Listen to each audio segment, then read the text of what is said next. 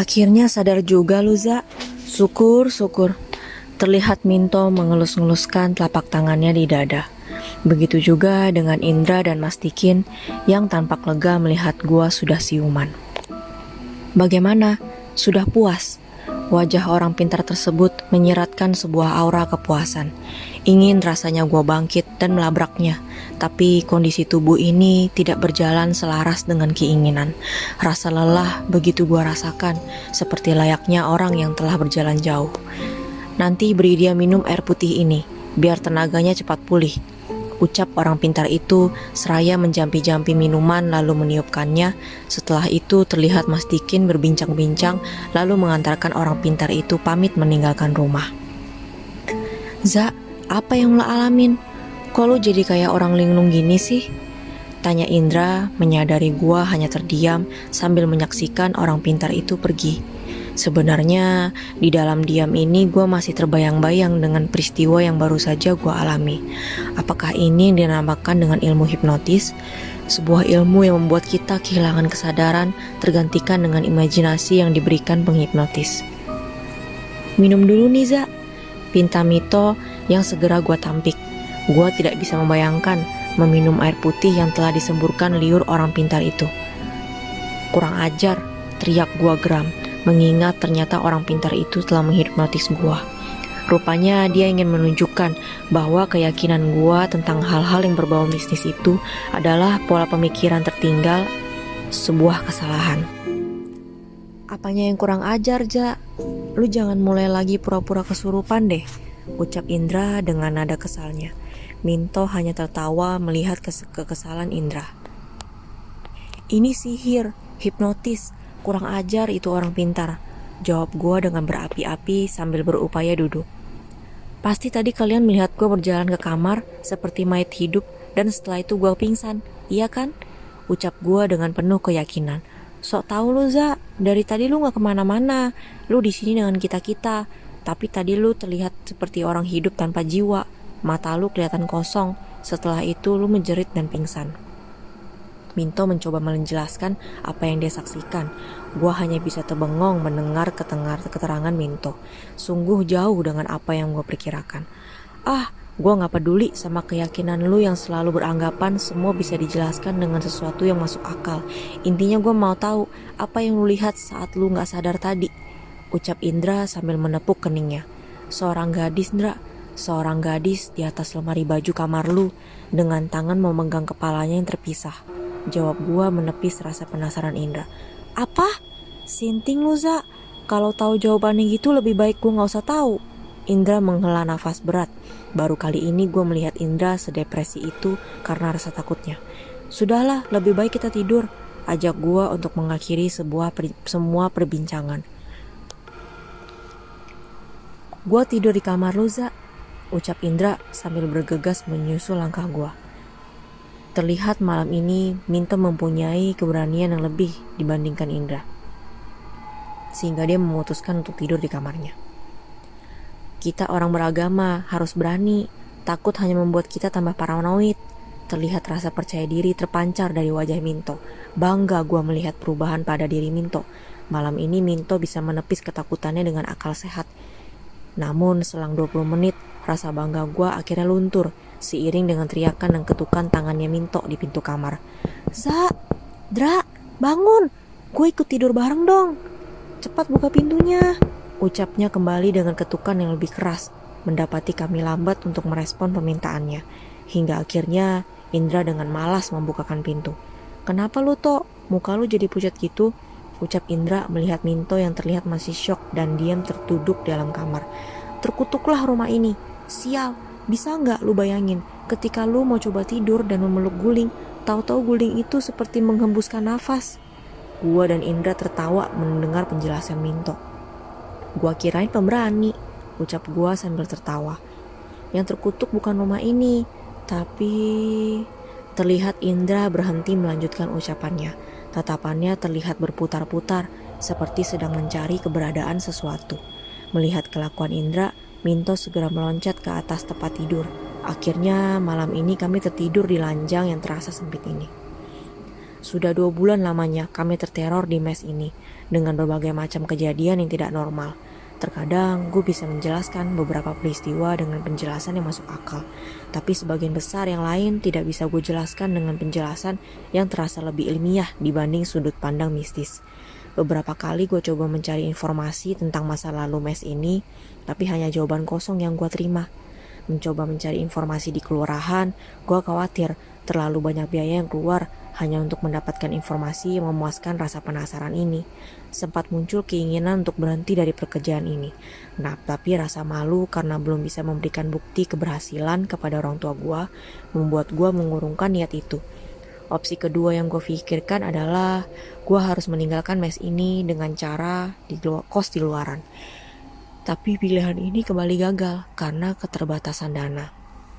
Gaji gue belum mencukupi untuk melakukan itu semua.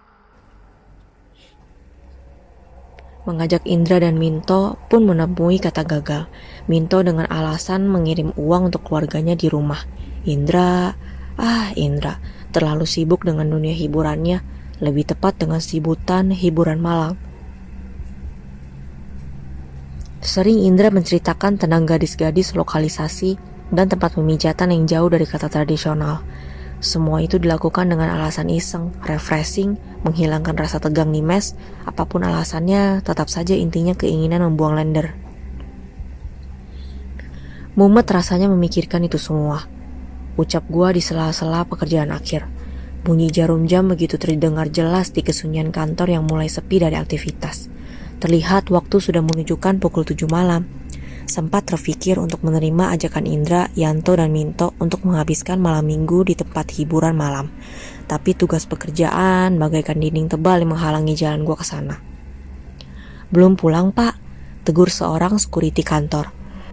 Tatapan mata gua segera berpaling dari layar HP yang gua pegang. Sebentar lagi, Pak, jawab gua sambil tersenyum. Seiring security beranjak pergi, kembali gua membaca isi SMS yang dikirimkan Wulan beberapa hari yang lalu. Besok Wulan akan datang ke mes untuk mengisi libur cutinya. Tidak lupa gua meminta tolong kepada Mas Imron untuk menjemput Wulan di stasiun. Waktunya pulang, ucap gua begitu menyelesaikan pekerjaan akhir. Lama gue terdiam di pinggir jalan menunggu angkot yang lewat. Di antara rasa bosan menunggu, muncul ide gue untuk mampir ke rumah makan yang pernah ditunjukkan Indra dan Minto. Sebuah rumah makan dengan pelayan seksinya, Hesti. Kebetulan gue pun belum makan malam. Daripada gue bengong sendiri di rumah, Minto dan Indra pasti belum pulang. Begitu juga dengan Mas Dikin yang selalu pergi tanpa gue ketahui. Ucap gue kepada diri sendiri. Ketika gue masuk rumah makan, sempat muncul pertanyaan akan ramainya rumah makan ini. Tidak siang ataupun malam, selalu saja ramai. Menurut pendapat gue, makanan di sini terlihat biasa saja rasanya, tapi entah kenapa selalu rame ya. Feeling gue mengatakan pasti ada motivasi lain selain makan. Mata gue mencoba cari sosok yang menjadi alasan gue bisa berpendapat sedemikian rupa. Gak ada. Segera gue memesan makan dan mencari posisi yang enak. Setelah menyelesaikan makan dan menyulung sebatang rokok, akhirnya gue melihat sosok wanita yang gue cari. Terlihat Hesti memasuki rumah makan dengan pesonanya. Gue melihat keramahan wanita ini dengan tebaran senyumnya kepada para pengunjung yang sebagian besarnya adalah laki-laki. Gue bisa melihat tatapan liar dari mata laki-laki pengunjung rumah makan. Antara senyum dan nafsu, gue masih bisa membedakannya. Mungkin sebagian besar laki-laki ini pernah terlibat affair seperti yang Arda lakukan. Yang membedakannya hanya tingkat kesialan yang Arda alami. Tidak ada yang aneh dari wanita ini. Tidak terlihat seperti wanita jahat seperti apa yang pernah gue perbincangkan dengan Indra dan Minto. Tapi pada dasarnya, wanita ini memang mempunyai daya tarik tersendiri. Selain wajahnya yang terlihat biasa, wanita ini terlihat begitu menjaga penampilannya. Balutan rok mini dengan kaos putih ketat yang dikenakan seakan dia ingin menunjukkan setiap lekukan bagian tubuhnya yang terlihat padat. Seperti lelaki pada umumnya, gue mengagumi pemandangan ini. Mungkin inilah daya tariknya. Tatapan mata gue yang terlihat tidak berkedip telah memancing pandangan matanya. Sebuah senyuman hangat terlihat dari bibir yang terbalut tipis pemerah bibir. Hingga akhirnya dia menuju ke arah gue setelah menyapa beberapa pengunjung yang lain. Kok sendirian, Mas? Mana yang lain? Mas siapa namanya? Aku lupa. ucapnya sambil duduk di samping gua. Benar-benar kurang ajar wanita ini. Gua masih mengenal namanya sedangkan dia sudah melupakan nama gua. Reza, jawab gua sambil menghirup aroma wangi tubuhnya. Akhirnya gue menerangkan tentang keberadaan gue yang seorang diri ditinggal Indra, Yanto, dan Minto bersenang-senang menikmati malam. Kasihan, ucap Hesti dengan nada genitnya. Kami terlibat dalam perbincangan yang cukup lama dan akrab. Dari perbincangan ini, gue bisa mengetahui tentang rumah makan yang dikelola Hesti seorang diri, tentang status Hesti sebagai janda tanpa anak, tentang ibunya yang sudah meninggal dan bapaknya yang pergi entah kenapa. Terlalu berliku kehidupan wanita ini. Rupanya perbincangan ini telah melunturkan semua rasa canggung, berganti dengan keakraban. Sampai saat ini gue masih merasa nyaman dan tidak melihat keanehan dari wanita ini. Sungguh jauh dari kesan wanita misterius dengan ilmu pemikatnya. Setelah ini rencana kamu mau kemana, Za? Terlihat Hesti memanggil salah satu pelayan. Belum tahu, Hes. Belum tahu terlalu banyak kota ini. Mungkin pulang ke mes. Aku temenin kamu jalan ya. Kebetulan aku lagi gak punya rencana kemana-mana nih, ucapnya lagi di sela-sela perbincangannya dengan pelayan. Ayo Za, udah gak usah bayar, malam ini makan kamu gratis. Ajak Hesti mengajak gua untuk meninggalkan rumah makan. Beberapa tatapan mata terlihat seperti berbicara ketidaksukaan mereka atas keberuntungan gua. Hesti mengajak gua berputar-putar melihat situasi kota. Banyak yang tidak gue ketahui dari kota ini.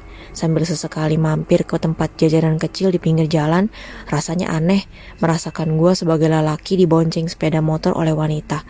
Wangi tubuh dan rambut Hesti yang tertiup angin malam begitu menggoda naluri gue sebagai lelaki. Jangan kaku gitu duduknya, Za. Relax, aku jadi gak enak bawa motornya, ucap Hesti menyadari ketegangan gue. Sorry Hes, aku gak biasa dibonceng motor. Gila gue, mencoba menghilangkan kecurigaan yang mungkin ada di pikiran Hesti. Andai Hesti mengetahui apa yang gue pikirkan dan bayangkan, mungkin dia akan menurunkan dan meninggalkan gue sendiri tanpa tahu arah jalan pulang. Di mana kamu tinggalnya, Za? Biar aku antar.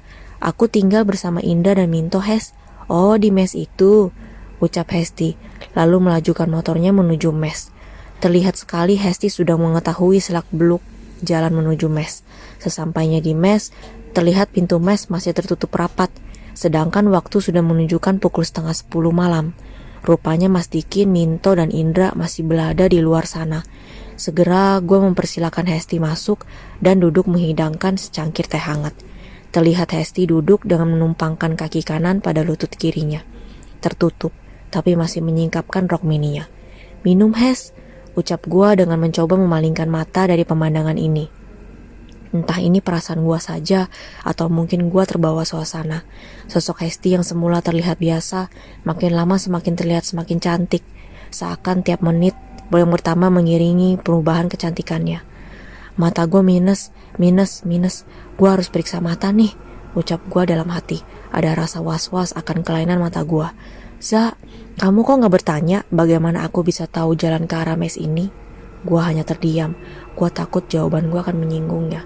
Aku yakin pasti kamu sudah tahu kisah sebelum kamu ada di sini, ucapnya kembali sambil menggeser duduknya mendekati gua. Kamu percaya dengan semua kisah itu, Za?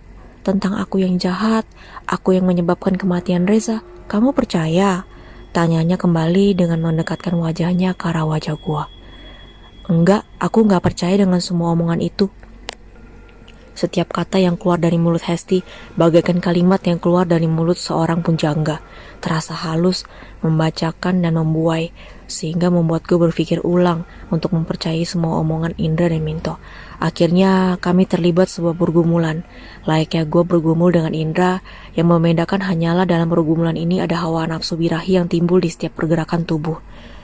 Di kamar aja ya, Hes, ucap gue dengan nafas yang memburu sambil menarik tangan Hesti menuju kamar. Ketika mendapati pintu kamar sudah terbuka dan hendak melangkahkan kaki ke dalam kamar, mendadak langkah Hesti terhenti. Tatapan matanya ke arah dalam kamar segera menghentikan segala aktivitas kami. Entah apa yang dia lihat, tapi apapun itu mengurungkan niatnya untuk melangkahkan kakinya ke dalam kamar. Di ruang tamu Azaza, kini Hesti berbalik menarik tangan gua menuju ruang tamu kembali. Di saat semua pergumulan itu mulai akan berlanjut dengan hubungan layaknya hubungan seorang suami istri, terlihat pintu ruang tamu terbuka, diiringi kemunculan Indra dan Minto. Terlihat rasa kaget di wajah Indra dan Minto begitu menyaksikan apa yang kami lakukan di ruang tamu. Begitu juga dengan gua dan Hesti yang tidak menyangka kehadiran mereka yang tiba-tiba. Dalam sekejap, Hesti langsung merapikan pakaiannya dan beranjak pergi tanpa sempat mengambil pakaian dalam yang masih tercecer di lantai. "Hes!" teriak gua, mencoba mengurungkan niat Hesti untuk pergi. Terlihat Indra dan Minto menghalangi langkah gua dan menyaksikan kepergian Hesti.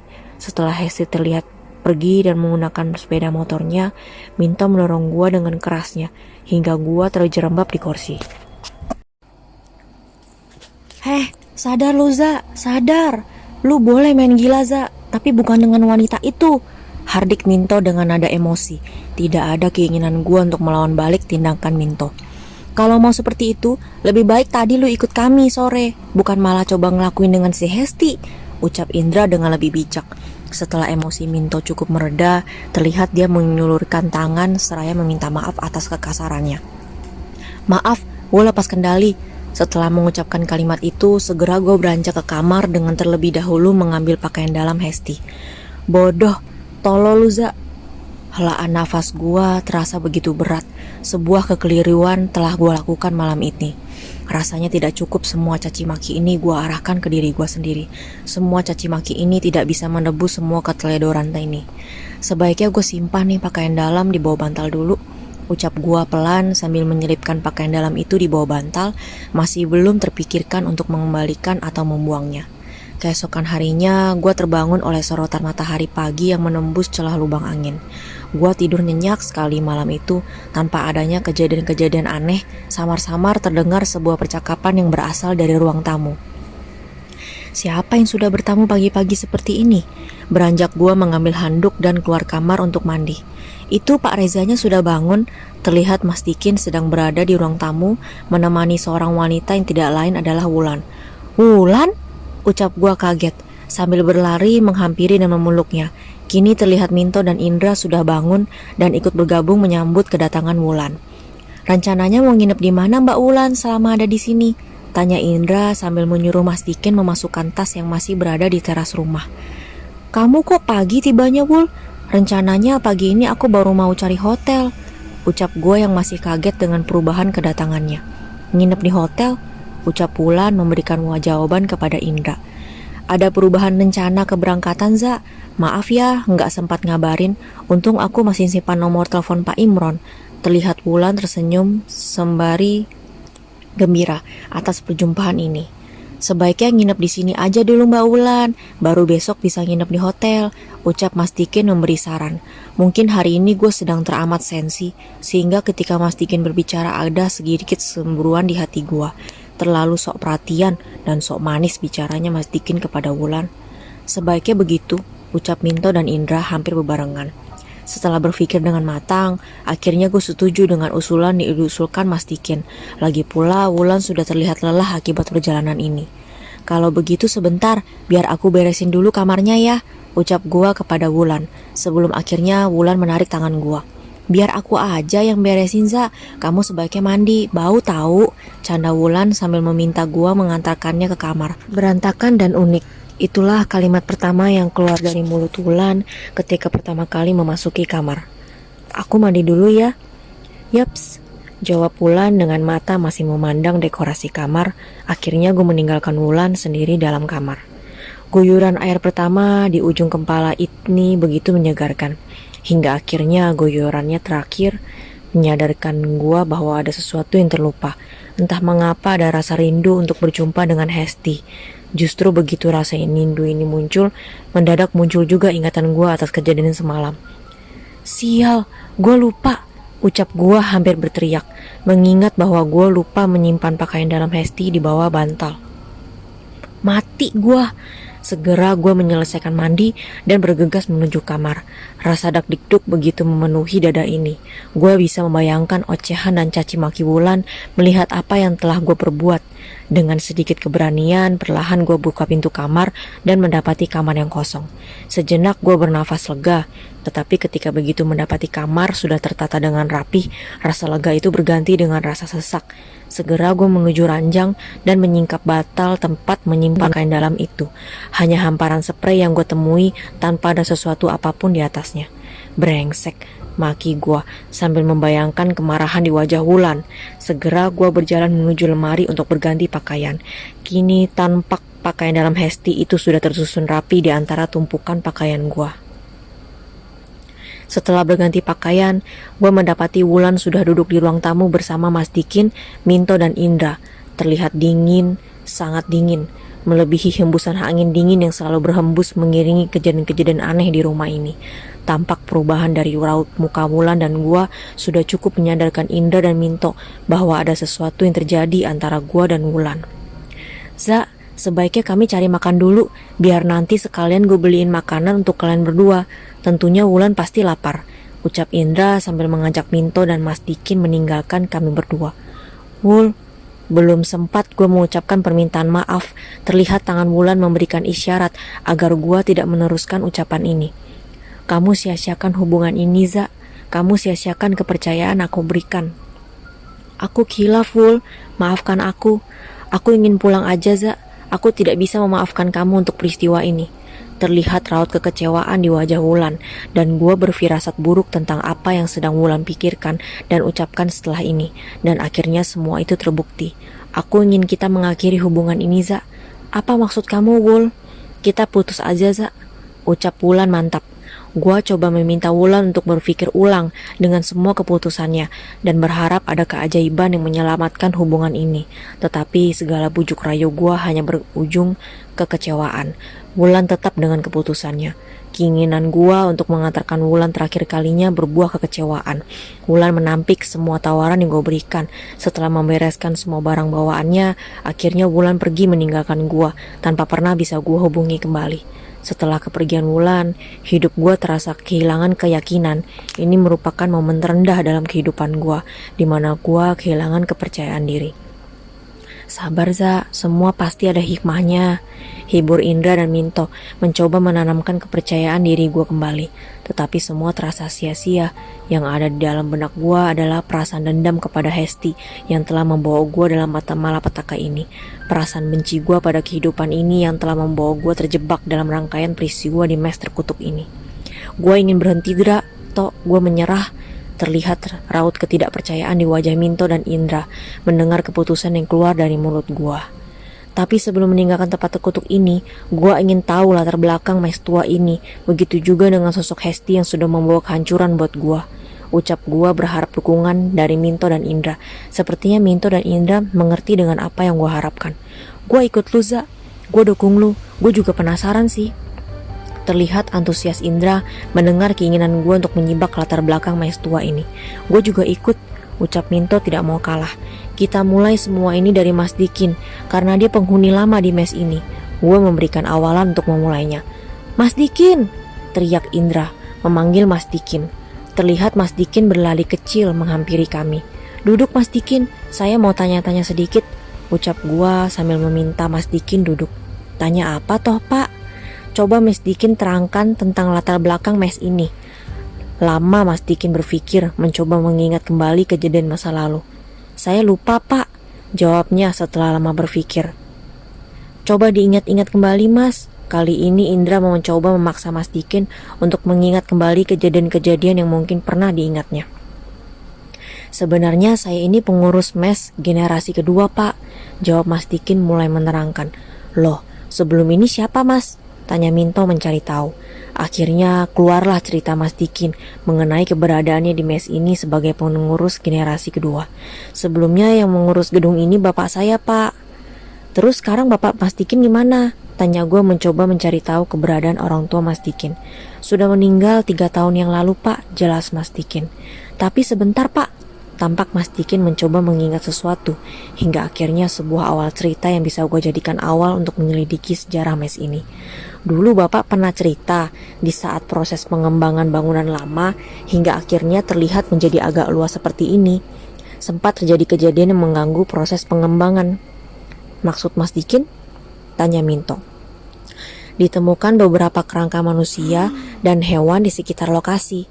Para pekerja yang membangun tidak menyadari keberadaan kuburan ini karena tidak ada tanda yang menandakan bahwa di lokasi itu ada kuburan. Tolong lebih detail lagi Mas Dikin. Segera gua sulut sebantang rokok untuk menghilangkan ketegangan. 2 kerangka manusia dewasa tanpa kepala dengan kondisi 1 kerangka dengan sebuah gagang cambuk menemaninya dan yang satu lagi dengan sebuah rantai di bagian kerangka kakinya. Selain itu, ada juga beberapa kerangka hewan, entah itu anjing atau kucing. Dahi gue mengernyit mendengar keterangan Mas Dikin. Setelah proses pemindahan kerangka, kejadian-kejadian aneh mulai sering terjadi di mes ini. Dan pekerja yang membangun pun pernah diganggu dalam bentuk-bentuk mimpi karena ketidaksempurnaan mereka memindahkan kerangka. Ada seseorang yang mengetahui banyak tentang sejarah tempat ini, lebih detail daripada yang saya ketahui, Pak. Itu juga saya tahunya dari Bapak. Siapa, Mas? Titik terang mulai terlihat. Mbah Warsono, orang tua yang ahli kanuragan. Dulu dia tinggal di sekitar sini, tapi entah kapan pindahnya. Menurut informasi sih, Mbah Warsono pindah dan tinggal di sekitar hutan. Itu target kita. Sebuah kalimat yang berisi keyakinan muncul dari mulut ini. Gua sangat yakin Mbah Warsono adalah sosok yang bisa menyingkap semua tabir misteri mes ini. Sepertinya sekarang lo mulai percaya dengan hal-hal yang mungkin dilakukan makhluk lain selain manusia. Terlihat sebuah tanda kepuasan di wajah Indra. Tidak juga. Gue masih bisa menjelaskan semuanya itu dengan hal yang logis dan masuk akal. Hais, mulai lagi deh lu, ucap Minto sambil menutup wajahnya dengan telapak kenangan. Soal Hesti, terang gua mencoba menjelaskan. Jangan melangkah terlalu jauh dengan wanita itu, Za. Bisa mampus lu. Indra memotong pembicaraan gua. Jujur saja, gua gak percaya dengan tuduhan kalian yang mengatakan Hesti mempunyai ilmu pemikat atau sebagainya. Gua punya jawaban lain dan ingin gua buktikan dan perbandingkan jawaban logis atau yang berbau mistis sebagai pemenangnya. Apa jawaban lu, Za? Serempak Indra dan Minto mengeluarkan pertanyaan yang sama. Gua lebih percaya semua ini dalam kendali alam bawah sadar kita. Kekuatan pikiran bawah sadar kita itu sangat kuat bila kita bisa menggunakannya. Batangan rokok kedua kini hampir tersulut. Contohnya kita bisa memindahkan atau menggerakkan suatu benda, memprediksi bahkan membuat seseorang jatuh hati terhadap kita atau bahasa supranaturalnya pelet. Kalau memang seperti itu, kenapa lo bisa melakukan seperti itu dengan Hesti? Seharusnya lo bisa menangkalnya, ucap Indra. Itu beda, Indra. Saat itu situasi sepi. Selain itu Hesti memakai pakaian yang minim untuk membalut tubuh sintalnya. Gimana gua gak nafsu? Tapi semua akan kita buktikan. Sebentar, ucap gua sambil melangkah ke dalam kamar lalu mengambil kujang atau keris dan menyerahkan pada Minto. Apa ini, Za? Ucap Minto dengan rasa penasaran lalu membukanya. Tampak Indra memperhatikan tanpa kalah rasa penasarannya. Sesaat setelah kain itu terbuka, tampak Indra, Minto, dan Dikit sedikit kaget dan mengagumi apa yang dilihatnya. Wah, Za, lu punya pusaka? Ucap Indra terkagum-kagum. Sepertinya pusaka sakti ya, Pak. Mungkin ini yang dimaksud orang pintar itu, bahwa Pak Reza menyimpan benda pusaka. Kini Mas Dikin mencoba mengulang apa yang pernah dikatakan orang pintar itu. Kalian terlalu melebih-lebihkan. Menurut gua ini hanyalah benda biasa yang mempunyai segi lebih dari keunikan dan mungkin nilai harganya. Keris atau kujang yang berada di tangan Minto segera gua ambil kembali dan segera membungkusnya. Berdosa rasanya bila melihat orang yang sudah begitu mempercayai hal-hal yang bersifat mistis akan menjadi lebih percaya lagi karena efek keunikan keris ini. Lu pernah berguru, Za? Tanya Indra melanjutkan rasa penasarannya. Maksud lu apa, Indra? Jangan pernah berpikir gue pernah berguru menggeluti hal-hal seperti itu ya. Gue hanya belajar pelajaran normal seperti layaknya orang-orang normal lainnya. Lu tetap gak percaya dengan hal yang mistis, Za? Gue tidak bisa pungkiri, sebelum gue menginjakkan kaki di mes ini, gue merupakan sosok yang paling merendahkan pemikiran orang-orang yang berpikiran sempit, yang selalu menghubung-hubungkan semua fenomena alam yang aneh dengan sesuatu yang berbau misteri. Tapi selama gue berada di mes ini, ada berbagai macam kejadian aneh yang sulit gue jelaskan dengan akal sehat. Yang paling akhir adalah ketika gue mengajak Hesti untuk bercumbu dalam kamar. Tampak sekali raut mukanya yang kaget, seakan melihat sesuatu dalam kamar gue. Begitu juga dengan keris orang pintar yang bisa terpental dengan sendirinya. Hati kecil gue berkata mungkin memang benar adanya keberadaan makhluk-makhluk tak kasat mata itu. Tapi kembali lagi pemikiran sehat gue menolaknya. Pemikiran sehat gue hanya mengakui semua itu sebuah fenomena alam yang belum bisa dijelaskan dengan ilmu pengetahuan saat ini. Hanya itu. Jawab, Za. Lah kok malah bengong? Terus apa maksud lu nunjukin keris itu? Kini Minto mencoba melanjutkan pertanyaan Indra yang belum terjawab. Sebuah pembuktian. Jawab gua mantap. Pembuktian seperti apa? Mendengar pertanyaan Indra, tergelitik keinginan gua untuk menceritakan semua kejadian yang berhubungan dengan keris itu. Tampak keseriusan di wajah mereka mencoba menyimak setiap detil kalimat gua. Hah? Yang benar lo, Za? Harimau? Ucap Minto hampir berteriak. Terlihat Indra dan Mas Tikin mencoba memperhatikan kembali keris yang sengaja gue letakkan di atas meja. Kalau lu tanya apa omongan gue tentang harimau itu benar, pasti gue jawab enggak lah. Gue sendiri pun belum pernah melihat bentuk harimau itu. Logikanya seperti ini. Kakek-kakek tua, orang pintar dan Hesti. Andai memang mereka benar melihat sosok harimau itu, mereka itu pun manusia sama seperti kita. Makannya sama, matanya sama. Harusnya apa yang mereka lihat, kita pun bisa melihatnya. Sebelum gue membuktikan benda ini pada Hesti, gue ingin membuktikan apakah benda ini memang mempunyai aura kekuatan di rumah ini malam ini. Jangan gila lu, Za, gue takut.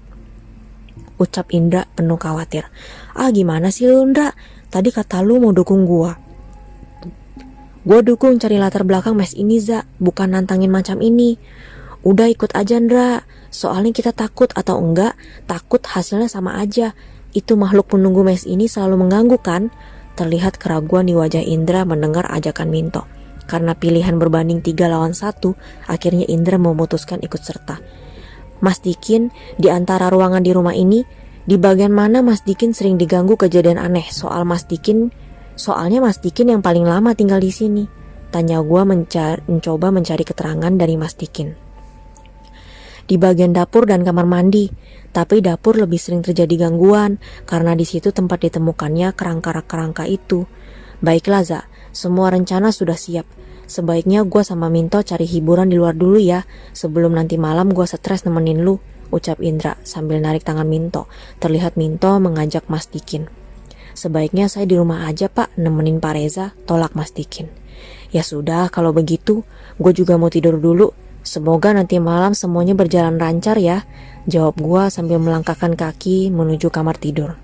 Lama gue tertidur hingga akhirnya sayup-sayup suara Mas Dikin terdengar. Bangun Pak Reza, bangun. Gue lihat jam sudah menunjukkan pukul 8 malam. Rupanya gue tertidur sangat lama hingga kedatangan malam pun tidak gue sadari.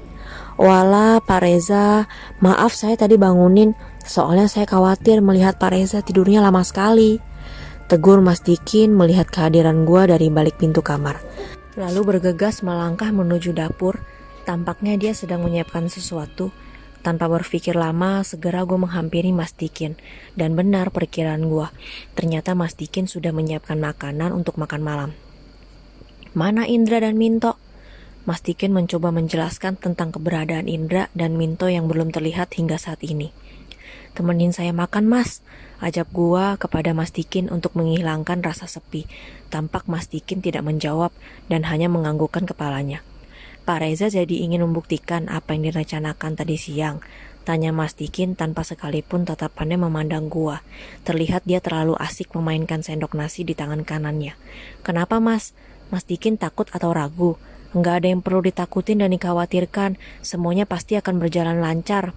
Jawab gua mencoba memberi ketenangan dan keberanian kepada Mas Dikin. Lagian Mas Dikin kan sudah sering lihat setan di film-film horor. Masa harus kaget dan takut lagi jika bertemu dengan mereka? Ucap gua sambil sedikit tertawa, mencoba mengajak Mas Dikin bercanda. Saya nggak takut, Pak. Seiring ucapan Mas Dikin, kini tercium bau bangka yang menyeruak menusuk hidung. Hampir setiap malam selama gua berada di mes ini, bau ini selalu tercium tanpa mengenal waktu kedatangannya. Sirna sudah keinginan gue untuk melanjutkan makan malam ini. Bau bangkai yang gue rasakan malam ini melebihi bau yang gue rasakan malam-malam sebelumnya. Tampak Mas Dikin sama sekali tidak terganggu dengan bau bangkai ini. Dirinya masih terlihat santai memainkan sendok di tangannya. Melihat tingkah Mas Dikin yang sedemikian rupa, perasaan gue yang sebelumnya biasa-biasa saja mendadak menjadi tidak nyaman. Ada apa dengan orang ini? Mas Dikin yang sebelumnya membangunkan gua dengan nada cerianya kini terlihat dingin dan tidak bersemangat untuk sekedar berbicara. Apakah dia mendadak sakit? Tanya gua dalam hati. Keinginan gua untuk bertanya sengaja gua urungkan. Mungkin dia memang hanya ingin bertingkah seperti itu. Ada kalanya seseorang merasa nyaman dengan tingkah laku yang justru dinilai orang sebagai tingkah laku yang aneh. Besok-besok tolong beli pengharum ruangan Mas. Bau ini benar sudah mengganggu. Pinta gua kepada Mas Dikin. Terlihat Mas Dikin kembali menganggukkan kepalanya. Terus sama lampu di ruangan ini Mas, tolong diganti dengan yang lebih terang. Saya heran kok pada betah-betahnya ya tinggal di rumah yang lampunya redup. Biarkan saja Pak, jangan diganti. Akhirnya Mas Dikin mengeluarkan suaranya. Ada rasa gembira mendengar Mas Dikin yang akhirnya mau berbicara. Tapi ada rasa dongkol juga sih yang gua rasakan mendapatkan ucapan penolakan yang keluar dari mulut Mas Dikin. Sangat terasa tidak sopan permintaan gua yang sangat sederhana mendapatkan penolakan seperti itu. Bila alasan penolakan ini dikarenakan tidak ada yang mau mengeluarkan uang hanya untuk membeli sebuah lampu, maka gua yang akan memberikan uang untuk membeli lampu. Tidak hanya satu buah lampu deh. Tapi lampu itu terlihat redup Mas. Saya harap besok Belum sempat gue melanjutkan ucapan ini, terlihat bola lampu itu seperti mengeluarkan pijaran api dan mendadak padam, lalu menyala lagi dalam sekejap. Kembali gue melanjutkan ucapan yang sempat terhenti karena kejadian itu. Saya tidak takut Pak. Terdengar suara Mas Dikin yang terdengar pelan dan lirih. Apaan sih Mas? Ucap gue jengkel melihat ketidakjelasan maksud ucapan Mas Dikin. Saya tidak takut Pak. Kali ini suara Mas Dikin terlihat lebih berat dan serak. Tangan yang semula memainkan sendok kini terlihat bergerak ke arah kepala. Terlihat seperti orang yang sedang merapikan rambut. Dalam setiap belayan tangannya kini terlihat beberapa helai rambut yang ikut tertarik dan terlihat lepas dari kulit kepalanya. Sungguh menjijikan sekaligus menakutkan. Kulit kepala yang terlepas rambutnya itu meninggalkan luka seperti luka kulit yang terkelupas. Semua kejadian ini sontak membuat gua kaget, tapi semua hanya berlangsung dalam sekejap. Kini semua menjadi sebuah suasana mencekam, penuh dengan ketakutan. Bergetar rasanya tubuh ini menyaksikan semua itu. Saya tidak takut, Pak. Kini wajah Mas Dikin yang sedari tadi tertunduk ke arah piring makan, perlahan demi perlahan mengangkat pandangannya ke arah gua. Pandangan wajah itu, ini bukan Mas Dikin yang gua kenal. Wajah itu terlihat begitu tua, dengan keriput yang mulai menghiasi kulitnya. Terlihat kusam dan menyeramkan. Aliran darah dan detak jantung gua seperti berhenti menyaksikan ini semua. Ini tidak nyata, ini tidak nyata. Ucap gue mencoba memberanikan diri di antara rasa ketakutan itu. Sebelum semuanya terasa terlambat, akhirnya gue beranikan diri untuk keluar dari situasi ini dengan mencoba berlari di antara persendian-persendian yang mulai terasa kaku. Sungguh, efek takut ini sudah mematikan semua susunan saraf pergerakan gue. Semua terasa lambat. Di antara langkah kaki yang terasa berat ini, masih bisa gue saksikan tatapan matanya begitu tajam dan menyeramkan. Di antara dua pilihan untuk berlari menuju kamar tidur atau berlari menuju pintu keluar rumah. Akhirnya gue putuskan untuk berlari sekuatnya menuju pintu keluar rumah, walaupun dengan langkah yang terasa semakin berat. Berat, itu yang gue rasakan, dan semuanya semakin terasa berat ketika terdengar suara Mas Dikin memanggil-manggil nama gue. Terdengar langkah kakinya begitu cepat menyusul. Di antara detak jantung gue yang berdegup kencang, kini terasa tangan Mas Dikin yang berusaha menarik baju di pundak gue. Ini benar-benar tidak masuk akal, sangat gila dan di luar kemampuan gue untuk memahami ini semua. Andai ini memang makhluk astral, bagaimana mungkin dia bisa berlaku seperti layaknya manusia, berlari mengejar langkah gue seperti seekor predator yang bergerak mengejar mangsanya. Dengan seluruh keberanian tersisa, akhirnya gue beranikan diri untuk menolehkan kepala ini ke belakang.